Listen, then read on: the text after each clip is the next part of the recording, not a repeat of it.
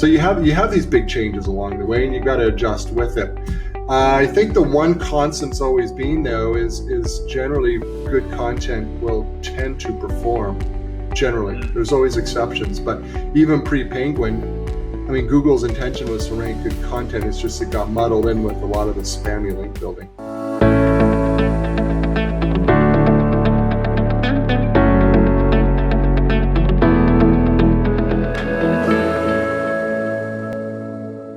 Today, I'm joined by Jon Dykstra, and he is a criminal defense lawyer turned online magazine publisher and entrepreneur. He's also the author of the best blogging newsletter around, by his own admission. Now, Jon publishes informational and entertaining content on niche sites that generate revenue from ads and product promotion. So we're going to talk about that today. He's a guy that's written more than 5 million words. He's the owner-operator of 16 niche sites, including what we're going to talk about today, which is cyclebaron.com. He's got no clients, he's got no customers, and yet from just less than half of his portfolio, he makes more than $750,000 a year with nearly 90% profit. So he is a one-man internet media publishing sensation, and you can follow his journey on fatstacksblog.com. But keep listening to today's podcast to learn about how to build and scale successful revenue-generating websites. Thanks so much for joining us today, Jon. Hey, thanks a lot for having me, Ben. Nice intro. Yeah, I did my research. I was interested in this journey of a criminal defense lawyer that transformed somehow into an online media entrepreneur. Like having gone to school to be a lawyer, how did you kind of make that transition in your, I guess, maybe in your head about, hey, I'm not going to be a lawyer anymore. I'm going to be a media guy. How did that happen? Yeah, it was accident, totally by accident, really. I was quite happy practicing law, actually, and I was a young lawyer at the time and needed a website. So, I didn't have a whole lot of money to do it, but I managed to hire a company to build a site. And the one thing they said, this is way back, pretty early SEO, and they suggested that they had this built-in CMS, so which is basically like what WordPress is. And they said, we found that our lawyer clients, they service just lawyers. And they said, we find that those who blog regularly, like add a lot of content to their sites, are doing really well for search. And I thought, like, yeah, sure, I could totally do that. I didn't have a lot of money for advertising, whereas a lot of lawyers established had, mountains. I mean, they advertised a ton, right? I couldn't compete with that. So, right. But I thought, well, on weekends and nights I could blog, and if that works, and it sure did work. And that's how I fell into the whole blogging thing. I mean, once you go down this rabbit hole of blogging, it's you start learning about SEO, and you start learning about niches, and you just start learning, like, the whole world of online publishing just kind of opened up over the subsequent years once I started doing that. That's cool. And so your monetization model is primarily display ads and affiliate as well, which is different from a lot of people out there who are running content sites who maybe focus more purely on affiliates or purely on, Amazon FBA or something like that. They're creating content not for the purpose of just creating content and then monetizing it, but they're doing it as kind of like a necessary evil. Talk to me about why you kind of have hung your hat on display ads and affiliate in conjunction with that, in terms of the monetization model that you think is kind of best suits you. Well, the display ads also was an accident, and I'll get into that. But I started originally with affiliate stuff. That was my first sort of introduction to monetizing general content. Aside from, originally I started monetizing because I was supporting our legal services and wanted to sell legal services. But so once I discovered other niches than that, affiliate marketing was like talked about a lot, display ads not so much. So that's what I did. I did it for quite a while. But the reason I didn't really want to go into the whole e-commerce side of things right off the gate, that never appealed to me one bit. If that were the only option, I would still be a lawyer to this day. I like practicing law. It was good. What I really like about what I do is publishing content. And I recognize that because I'm not actually selling the wares, the physical products and all of that, that I'm leaving lots of money on the table, but I'm not interested in selling that. That's a whole other type of business. And I think it's a great business for people who like it, but that never appealed to me one bit. I've never even really gone in that direction. But I really love the idea of writing about any topic I want and monetizing it with affiliate links. And well, these days I particularly like monetizing with display ads because it even gives me a lot more latitude for the type of content that I can publish, and I can turn that content into a revenue stream. And that's the concept that appealed to me, and that's why I'm doing this. Cool. And I mean, let's talk about this. Like, yeah, you can write about any content. I know on your Fat Stacks blog, and you should check this out if you're at the beginning stages of deciding what to write about. You know, you're passionate about writing and you're looking for ideas, then you should check out a post on the Fat Stacks blog. In it, Jon goes through a whole bunch of different niches and talks about the pros and cons of writing about those different niches. So there is this element where you could write about anything you wanted to, but in terms of the ease of doing that and the monetization potential, that's going to vary based on the niche that you're writing about. So can you talk us through a bit about your evaluation process when you're working out? You've got stacks of different sites now, writing about a whole host of different things. Talk us through the process that you go through when you are trying to decide whether or not this is a site you want to start or not. Yeah, actually, I take a different approach than a lot of people. I mean, I do look at the commercial viability of it. There's got to be advertisers there, but most niches these days will have that. So I'm not too worried about that. Really, I launch sites where I think that I could actually personally write for it. Not that I write all the content. I don't write actually most of the content, but like for instance, this year I launched a travel blog. Now travel blogs are not performing all that hot right now. I don't really care. I think they've got a definitely long-term good outlook. So I launched it. But the reason I launched it is I go on trips. I take vacations here and there. And so I can come back and I can post the images of where we stay and do reviews of the various things that we do. And it makes for the really good content because I actually experienced it. I get the photos out there. I enjoy writing about it. And so I thought, well, it's a no-brainer. I'll start a travel blog. Now, is it going to grow super fast based on, the few trips that I take and write it? Probably not, but that's okay. It's still gonna grow in value over time, and I do add other content on. And I got another auto blog. I own a couple of cars. Lease is coming up for one, and I'm going to get another car and write about the car.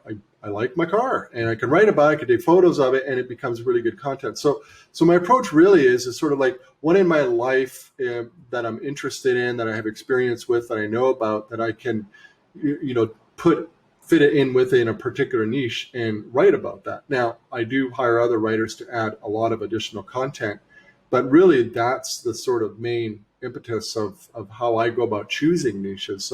My biggest niche site is an area that I've been interested in since I was a kid, and it's just I never went into it professionally, but I do enjoy it, and it's been a fun niche to be in. So, and I have a law blog, which is probably never really going to go anywhere, but I mean, it's a good fit for if somebody went to law school. So that's how I choose niches, and so far it's been great. I've got this is a weird one actually.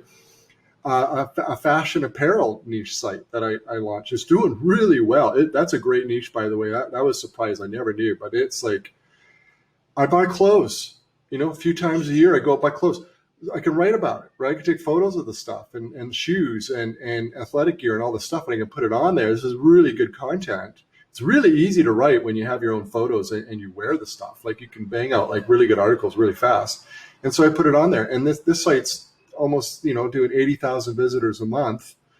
And I haven't really, I've outsourced some content with it. I put my own on and it's making great money. And it was pretty easy to do. Yeah. And so, I mean, of all the sites that you have, which have been the most successful, and why do you think they have been the most successful? I mean, let's talk about actually what success looks like for you, but then which have been the most that have met that criteria? I'm not gonna mention the niche of my most successful niche site because I don't want a whole bunch of people going into it. Okay, these are still my bread and butter. I mentioned the other ones; they're smaller sites. I plan to take a long time to grow them, and I do them 50% for personal interest. But I would say what makes them successful is, it boils down to keyword research a lot of the time. Like for instance, with the fashion site, I think this one's going to be really successful. Looking at early numbers, like it's growing like crazy. The ad revenue per thousand visitors is really high. There's literally unlimited keywords in the niche. Like it's really good. I'm surprised I missed this one for so long. Anyways, like for instance, I wrote, I could go buy a particular shirt at, let's say, J. Crew for men, right? A particular style. I could review that. Let's say it's a V-neck T-shirt by J. Crew for men. Review. Okay, I'd word it a little bit better than that.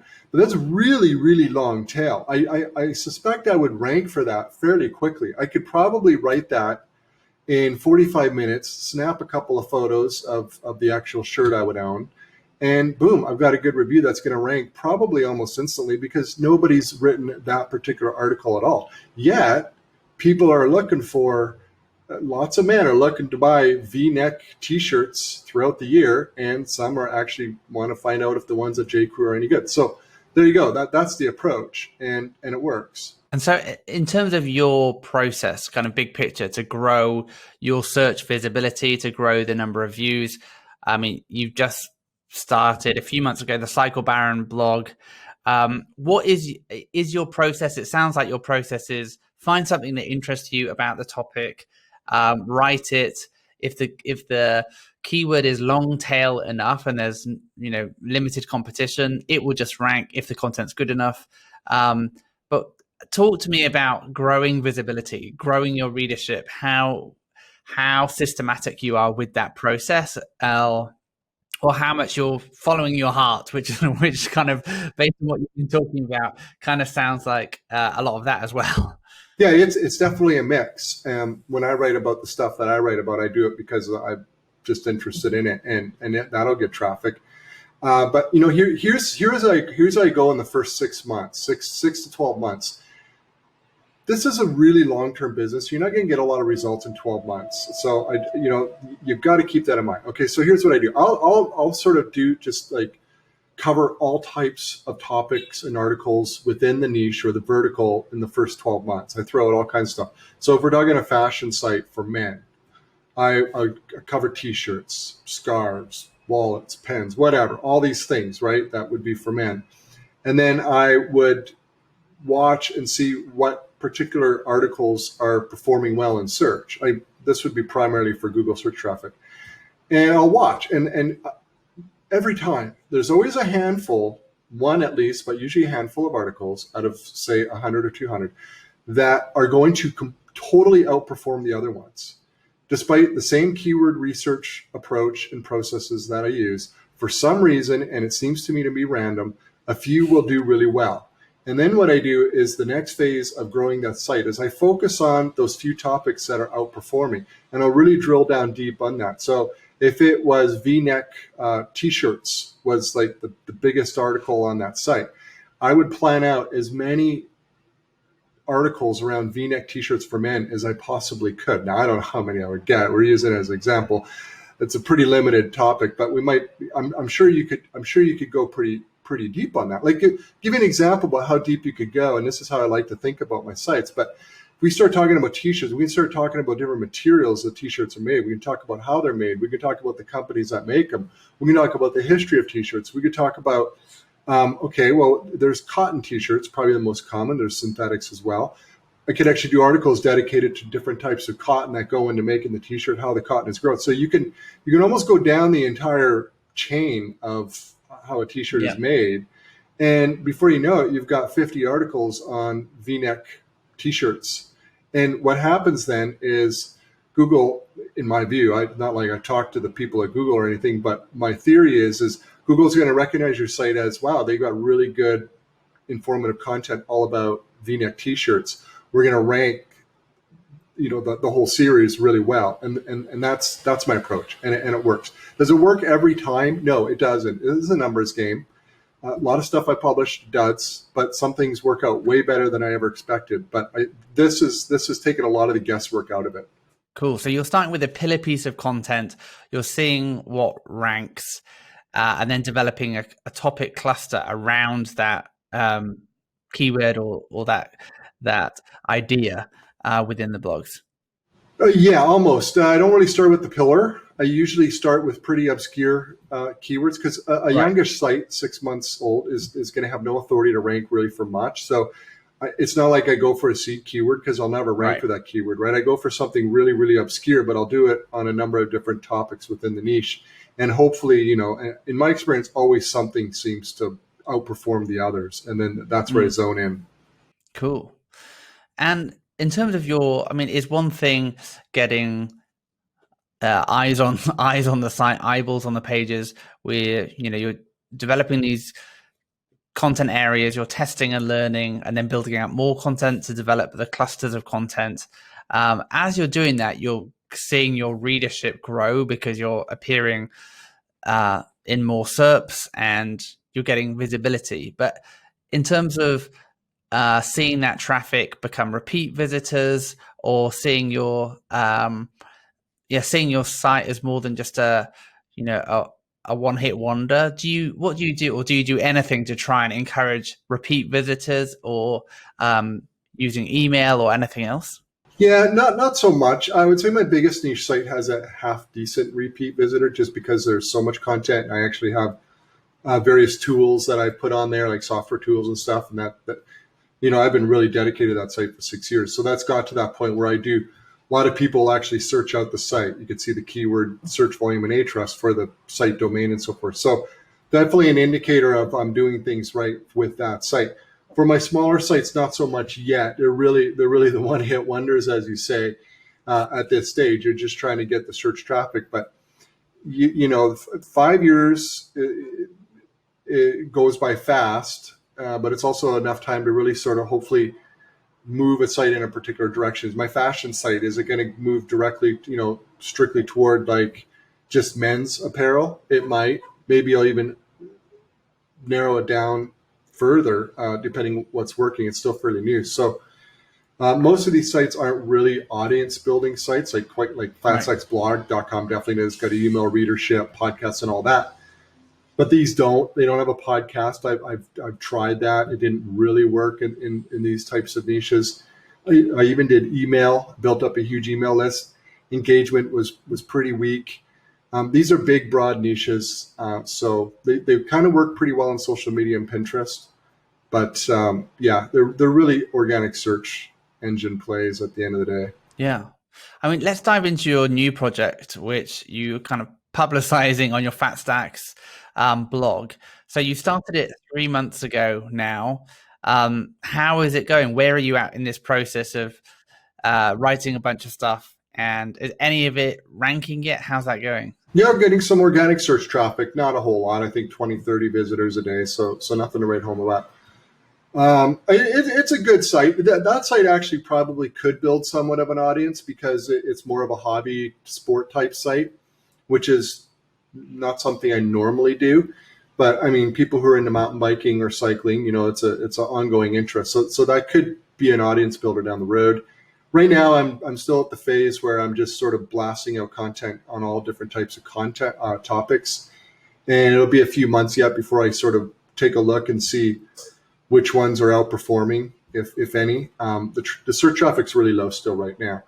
I started that site with no intention of growing it. I had a lot of questions from people who read my blog and the Fat Stacks email newsletter, asking, well, can we just see an example of what one of your niche sites look like? And they didn't even require content. They just want to see how I set it up and the ads and all that. And I thought, well, yeah, that's an easy thing I could do. So I actually just threw it out. But then as I was doing it, I'm thinking, well, if I'm going to go through this effort, I might as well actually, serve up a real example niche site. Puts a little pressure on me, but I mean, if it doesn't grow into a huge success, so be it. At least it serves as the example. But I think in the long run, that site will do all right. I'm interested in the topic. I like mountain biking, so that's probably the direction it's gonna move toward, I think. Yeah. And so when you're saying you started it 3 months ago, you're not getting a whole bunch of organic traffic yet. So obviously you're not going to be monetizing it yet. But with these smaller sites, or maybe you are monetizing it potentially through affiliates, but for display advertising, different ad networks require different levels of traffic. So can you talk us through different networks that you use at different stages, or how you manage your display ads? Yeah, sure. Well, yeah, it's been a progression, just like so many other people. Started with AdSense, moved on to a few other ad networks. Ezoic, I got to eventually. I think they require 10,000 page views per month, which is a fairly low threshold to hit. And then I moved to AdThrive. Right now, all my sites are on AdThrive, and even the small ones are on there. And the only reason I was able to do that is because of the large site has so much traffic. They gave me an exception, which was pretty nice of them. So I do actually monetize cycle bearing with display ads, but normally that would not be possible just because the traffic's so low. So yeah, I got lucky there for sure. But essentially now, any site that I would put ads on, strictly I would just add them to my AdThrive account without hesitation. I wouldn't try anything else. I've been very pleased with them. I was pleased with Ezoic for a long time. I just sort of like more the hands-off aspect of AdThrive. And I moved all my sites to Infinite Scroll this year as well. And AdThrive works perfectly with Infinite Scroll. The ads keep displaying as new posts come into view and so forth. So it's been great working with them. That's cool. And obviously technology changes, but since you started blogging and started realizing that you could monetize it through display and affiliate, how do you think your approach or technique has changed since you started however many years ago blogging? Like what are some of the things that you've noticed changing? Big changes. Well, I started before 2012, which was the year Google rolled out the first Penguin. So between then and now, huge changes. I mean, I used to do a lot of the spammy link building to rank. I mean, it was a no-brainer. It was so easy. You could just like build piles and piles of link with software to your site and rank for so much stuff. It was really easy SEO. But it was boring work. I mean, doing all those links and stuff, but you kind of had to because everybody else was doing it. It was sort of like who could like blast out more links than the next person. It was Google Penguin came along, wiped that out, was able to check more or less most spammy links. So that was the end of that party. And so I realized, Google had always been saying we want to rank good content. I don't think their tech was quite up to snuff at that point to do so because they were ranking not the best content was ranking. It was who got the most links, right? So that was what. So I think now Google's quite good at ranking the best content. It's not infallible, but I think they're pretty good at it. So really now I do like the fact that it boils down to publishing good content, and I do focus on that. I don't do any link building at all. I track lots of links from other sites with my content, trying to incorporate link, well, we call it link bait or linkable assets, but I don't go out and build links anymore. I just focus on the good content. That's what I like to do. It works, so I stick with it. So that's definitely a big change. I think, there's been these huge upsets in the industry overall over the years. I mean, think about Facebook. Facebook used to be a pretty big traffic driver for me, organic Facebook. I built up a big Facebook page, and it would consistently drive a lot of organic reach visitors. I mean, most publishers were doing it. Facebook was like an amazing traffic source for about 5 years. And then I think it was 2016 or something, they pulled the plug on that, and organic reach is terrible for most pages. So that ended. So you have these big changes along the way, and you've got to adjust with it. I think the one constant's always been, though, is generally good content will tend to perform. Generally, there's always exceptions, but even pre-Penguin, I mean, Google's intention was to rank good content. It's just it got muddled in with a lot of the spammy link building. Yeah. So, and over the however many years you've been doing this, how many years is it now? Full-time, 2012, 8 years. Yeah. So can you share perhaps one of your biggest screw-ups and what you learned through that? Well, I would think the spammy link building was because I actually published pretty good content back then. I wrote most of it myself. In fact, I think I wrote all of it back then myself. And it was 4 months after I went full time. So and it definitely impacted some of my bigger earning sites. So it was scary. But my sites were actually half decent. But I powered them up with spammy link building. So when Penguin came along, it wiped those sites out. So I would say the biggest mistake was, had I not built all those lousy links and just let the content do its thing, those sites would still be around today, and they'd probably be quite something. But I say that with a grain of salt, because those sites made money because of the spammy link building, right? Like they wouldn't have probably done anything without it, because everybody was doing it. I mean, sites were getting like millions of backlinks from just software and that, and you kind of had to play ball in order to get somewhere with that. Yeah. I mean, so let's talk about, dive into a bit more about your tech stack now. I mean, you talked about, in the old days, you'd be, building PBNs or creating these spammy links.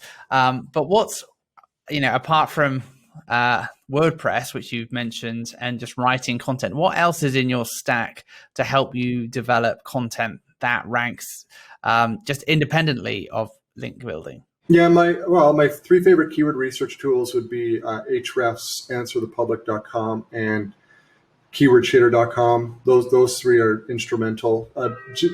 Generally, Google auto-suggest in Google itself is good. You start typing and you see suggested phrases. That can be very, very good as well.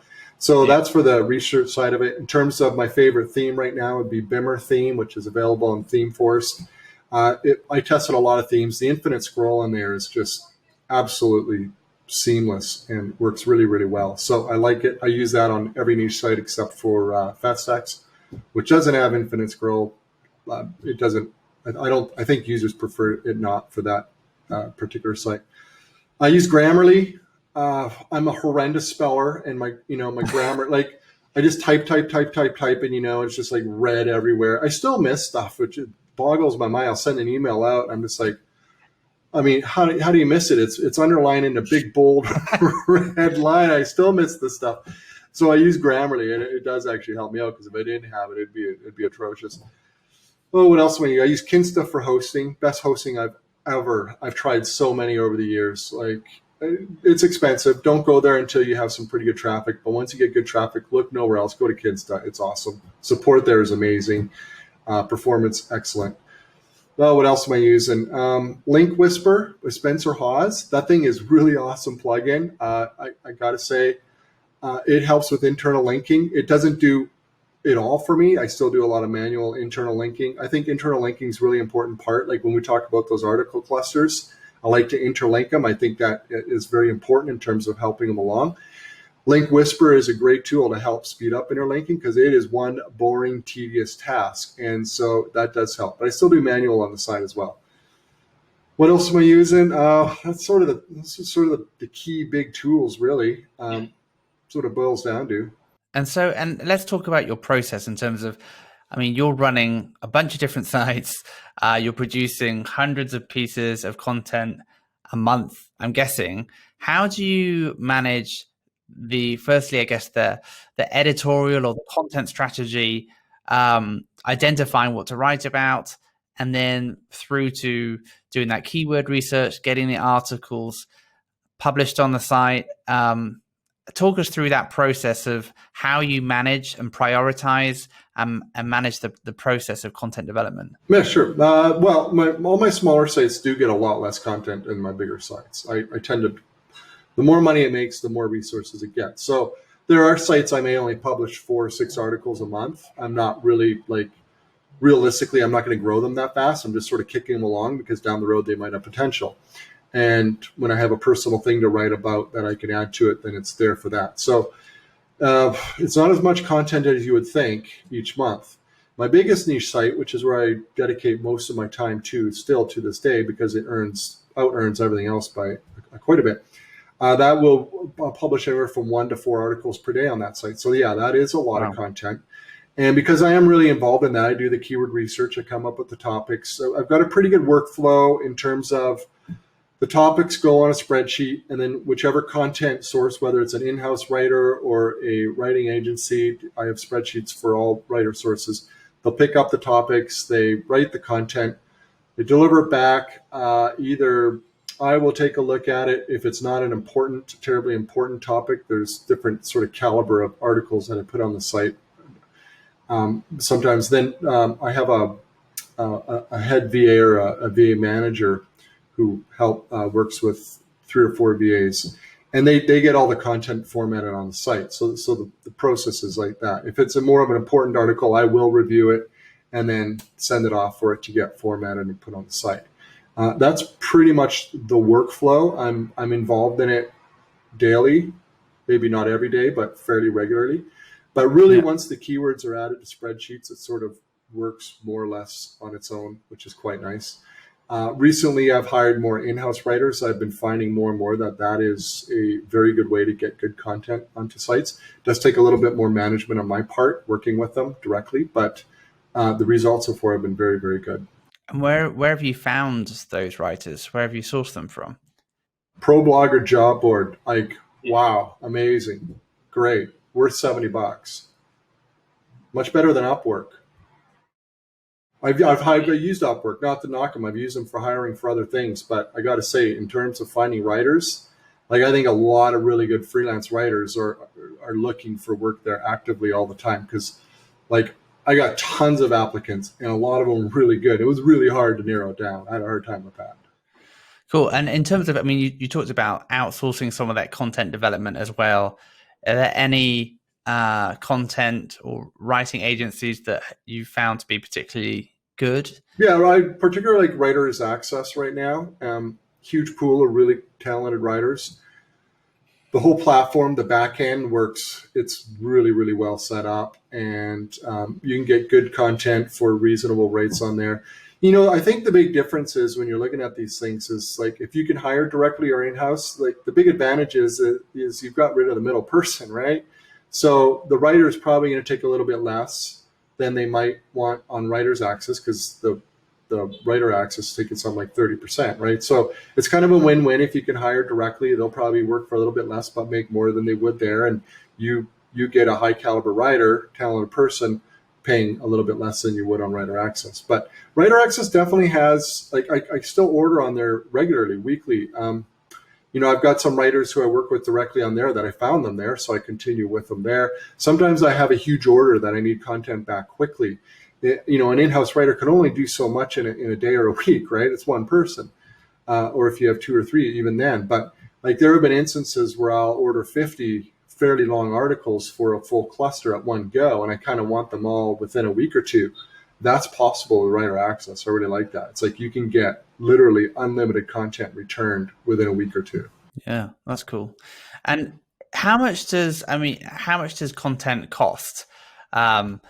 So in terms of, say, a 1,000-word blog post, do you know how much it costs you to produce that? Yeah, anywhere from between $30 on the very, very low end up to $100.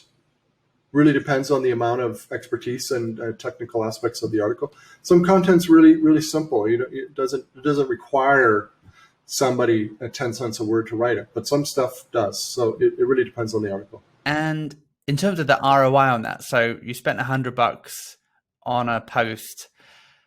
What's your kind of lead time to seeing the ROI, or seeing it pay for itself? And do you factor that in, or do you just see this as a big picture investment and a big picture return on that investment?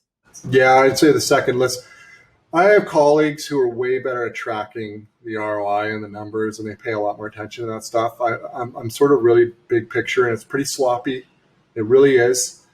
But I'm at the point now where it's like, I'm going to invest this much every month in the content, and things are going to grow X amount. Some years it's better, some years it's worse, but that's what I'm doing. I'm sort of looking like, well, right now I just want to get these sites up to such and such a point, and I'm not going to, like, try to analyze it to death to every nickel. It's just not the way I do things. So yeah, I can't really give you an ROI on any of that. Like, I've published articles that have generated tens of thousands of dollars over the years, and I published articles I thought were sure wins that would do really well and never made a nickel. You never really know.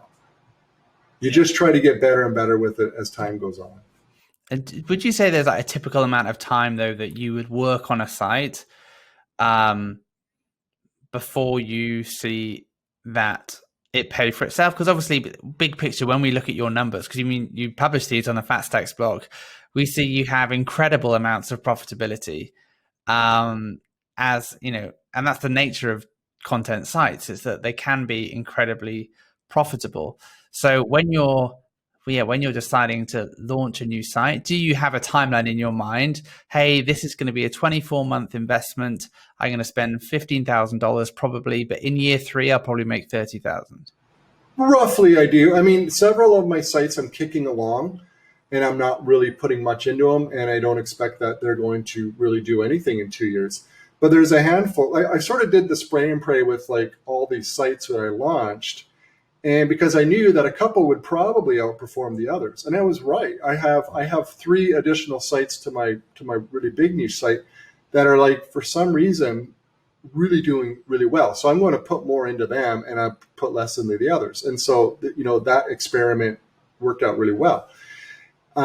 I sort of look at it like this. The first big milestone for any new site, and I want to usually get there within 18 months, is that they break even and that they can be self-financing. So usually that's around the $500 to $1,000 a month mark. And that means they can actually pay for a good chunk of content every month.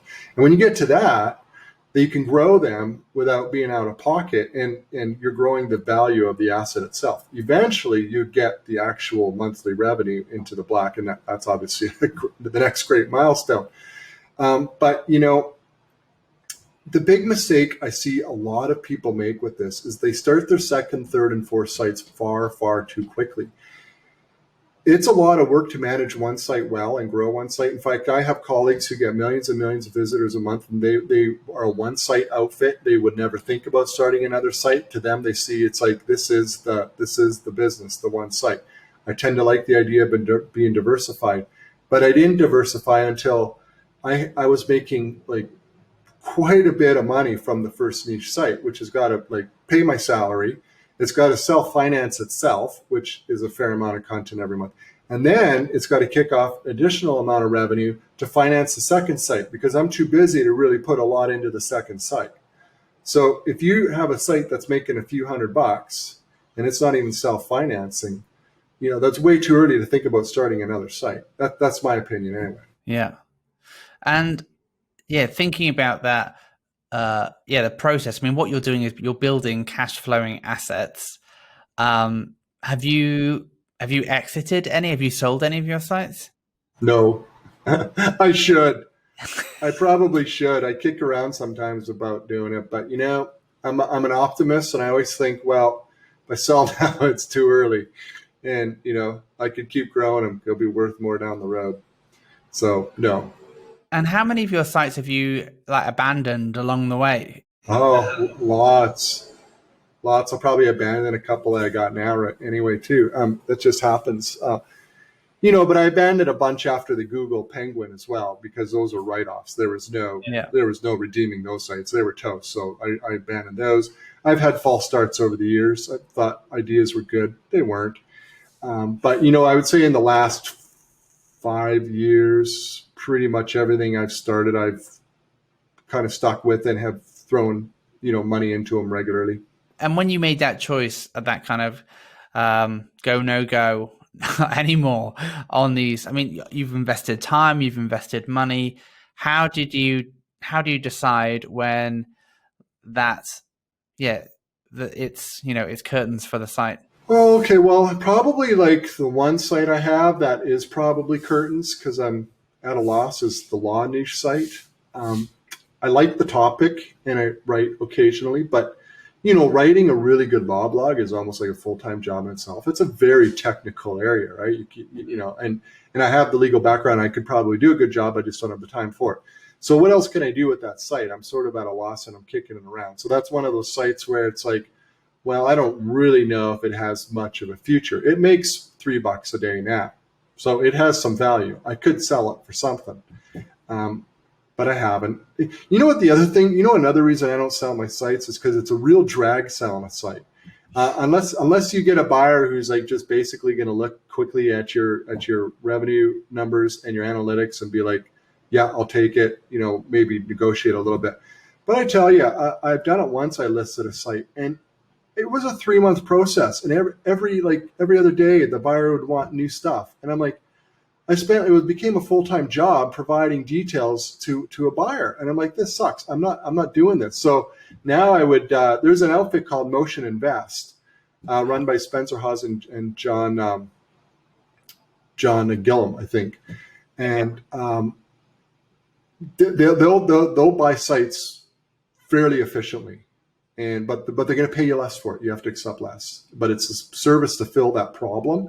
And for a lot of my smaller sites, that'd probably be the route I go, because I really don't want to sit there for 3 weeks or a month having some buyers say, oh, I need this and I need that and I want this and I want that. And it's like, that's no fun. So that is actually a big barrier to me actually pulling the trigger. And then you got to migrate the site over. I don't even know how to do that. So it's probably like all these hassles. I haven't gone there. I know a lot of people who are maybe listening who have sold. There's some people sell tons of sites, and they probably sell them at the right time and all that. And they're thinking, well, I mean, it's really not that big of a deal. But for me, I guess it kind of is. It's just none of that stuff I like doing. But yeah. I think that's the challenge with it when it's a lifestyle business, right? It's like, this is cash flowing. I'm happy. Why? Yeah, like I don't want a headache. That's why I'm doing this. I'm doing this so I don't have a headache. Exactly. I mean, if it was the $12 million payoff, I'll jump through some hoops for somebody, right? But for a $4,000 purchase, I mean, do I really want to spend 2 weeks answering some guy's email, asking a whole bunch? Not really. I'm not going to do that. So yeah, I mean, let's talk about we've been talking about this as a lifestyle business. You're doing this because, you enjoy writing and it's fun. But like, what do you see as your goals? Where are you headed? What are you trying to achieve? I have one fairly successful niche site, and I think that has room to grow. I would like 5 of those right now to be diversified, because I'm one algorithm away from losing a lot. Like I acknowledge that. I recognize that. We've also got Chrome, I think it is, getting rid of the cookie for advertising coming down the road. I don't know what that's going to mean. I don't know. I do have faith that I think the whole advertising industry as a general, there's so much money tied up with online advertising. Probably some solution will materialize. That's the optimism in me thinking that. But, it may be really bad. I don't know, right? And I'm an algo update away from losing a lot of monthly revenue. So, yeah, these are the risks you sort of live with daily. So I would love to have 3 to 5 sites that are like sizable, like really big and are really profitable. And I'm working pretty hard to get there. It's going to take a little while, but that's sort of for me right now, the next phase. Yeah. And what's tough? What are the barriers to that? What are your biggest challenges in making that happen? Oh, time and content, really. My biggest niche site, I spend a decent amount of time on that still every day. And so trying to grow, it's looking like the fashion site might be a contender. I've got a smartwatch site. I'm nuts about smartwatches. I really like it. So I started a site on that. That's looking like with some good potential. And then there's 2 others with potential, but it's a lot of time, and to take them from, the $50 a day that they're at now to grow them to where they're, doing, $1,000 a day, it requires quite a bit of thought. Like, look at Cycle Baron. I haven't put categories on there. I haven't planned out my tags. I did get a logo though. That's pretty early. I often don't even get a logo for the first 6 months on a new site. I just get them going. I think a lot of people spend too much time messing around with the wrong stuff. Like, I've had a lot of people email me with Cycle Baron. It's like, you don't have categories on your site, and that if you get categories, it might do better, and it's like, thanks. Yeah, I know. It's I don't have categories and they're coming, but I don't really know what direction the site's going to take. So I don't really know what should be the categories and what should be the tag. So I'm just going to wait rather than change it down the road. It's not going to make a difference when I have 25 visitors a day from Google search, right? So it doesn't really matter. So my point is, I think a lot of people spend time on like making their website all fancy and spending a lot of time and money on design and all these planning out your categories and tags. This is sort of like really far down the line secondary stuff. The really key thing is just like, let's get the content out there. So, but that takes a lot of time and money. Yeah. And what are you trying to get better at as you've kind of look back on your journey and you think about, the goals you're trying to achieve and getting 3 to 5 serious revenue generating sites? What are you trying to get better at? What are you trying to develop in terms of your skill set or the way that you manage this? Better content, just get published. But we talked about building an audience before, building a brand. I would love for the 3 of my sites or 5 of my sites to actually be like recognized brands in the space. I think I got one getting there. It's not there, but it's getting there. It gets several thousand searches a month by its name. So there's some brand recognition going. People want to go back.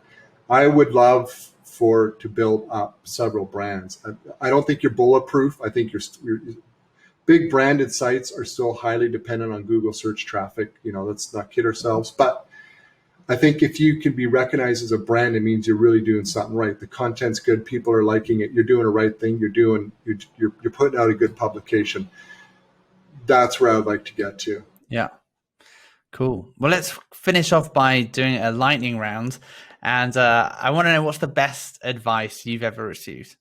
Our best advice was get started. And I know how trite that sounds, but you don't know how many emails I get from people who say, I started a site 5 years, I quit, and now I'd like to get started again. I actually just pushed out that first article. I still remember the first time I pressed publish on WordPress for the first time. That's cool. Which of your personal habits do you think has most contributed to your success? Publish 1 article a day, no matter what. Usually it's more, but you know what? If I do nothing, if I sit around do nothing all day except publish 1 good article, that's a good day. And can you share an internet resource or tool that you use regularly that you love? Ahrefs. What book would you recommend that you've read recently, and why?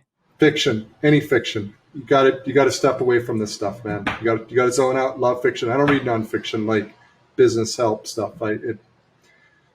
Fiction. Relax. Take a break. And for someone at the start of their digital media journey, what's the one piece of advice you'd give them? That is always a tough one. Publish 1 article a day. If you like the idea of writing, okay, if you like writing and you want to do this model that I'm doing where it's a lot of content with display ads, you got to focus on the publishing and you got to publish an article once a day. If you got a full-time job, set a goal. I'm going to publish 2 articles a week, whatever it is, stick to it. That's what it takes. Awesome. And yeah, Jon, tell us where people can find out more about you and what you're up to. Yeah, it's fatstacksblog.com. That's where I just write fairly regularly about what I'm doing in this, basically covering a lot of stuff we talked about today. That's the place to go to. Awesome. Well, Jon, thank you so much for joining us today. It's been great having you with us. Hey, thanks for having me, Ben. Appreciate it. And if you like what you heard, please subscribe and stay in touch on indiemedia.club. But until next time, thanks so much for listening.